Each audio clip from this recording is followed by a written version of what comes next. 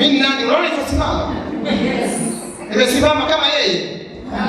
Rais mmoja na mafundisho ya kibodi gani? Anajua kupigana. Anajua kupigana ni nani? Unaona anaposimama? Na nikizidisha hapo navaa nini? Miwani. Ulishamuona bodyguard anacheka cheka ovyo? Unafikia chekaji? Anafanya kamaliza. Ukai unaenda hapo. Amina? Amen. Unajua kwa nini anakaa hivi? Akiangalia hivi, ameshaona ni nyuma.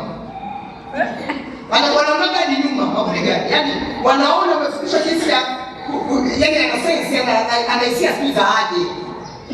Kwa nini unaweza kufuata kumpiga risasi unapigwa wewe? Viwango hivyo. Mganga atakaa hapa. Wale wanaofanya zile nguo za kaki watakaa. Kwa nini wasikane wana virungu?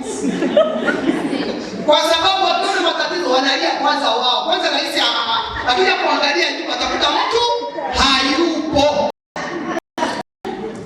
Halafu huyu komando huyu amejitoa tayari muhanga kwamba rais hawezi akafa kabla mimi sijafa.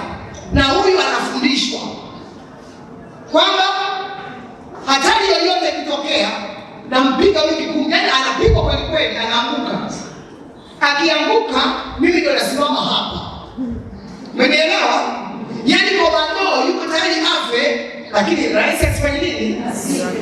Leo mwanamke unaolewa, vazi dada la jeshi mnalo, ila mbinu za kivita huna. Unamlindaje uliolewa? Na Mungu ameshasema mwanamke ni mlinzi, afu akaongeza watangazao habari ni jeshi. Muulize wewe, hivi unazo mbinu za kijeshi kwenye maisha? Mguse kusikie, mguse. Akikugusa naona mgusa. Unagusana. Kwa baba hata hawajafikia vyeo vya mgambo. Kweli si kweli? Unamsikia mdada sasa mimi ndivyo leo. Sipata hata mtu wa kunifundisha. Mungu tu mwenyewe nimejitahidi na ndio hivi jamani. Kama mgambo mama kameenda kuolewa. Kamekutana na boki ya vita. Wala kamelia. Eti kama komando analiaga eti. Wewe kama komando analia. Kwanza hafai sana, anafaa kiraia. Anaambia mtu anamuua hapo usikie hata kelele. Kisha potea. Nashangaa mzoga wenu hapo mnabeba. Kauliwa na nani? Komando. Sasa mama mgambo ndio tumejazana kwenye ndoa. Afu wanaume walivyochoka sasa. Wanaume wanachokaga na machozi. Kwa sababu hajui kinachokuliza. Wewe unaona unalia sasa unalia nini? Karudi saa 6 hivyo. Hapo maana hajakosea. Hivi si ni kweli kabisa. Unakuta kabisa kuna mtu amemtumia 500 umjui.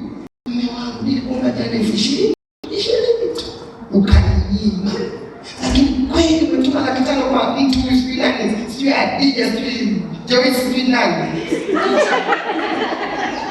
Sio mimi. Hizo mtuma basi bana kabisa ni yeye, na jina ni yeye. Hawakubali. Mgambo sasa tamu.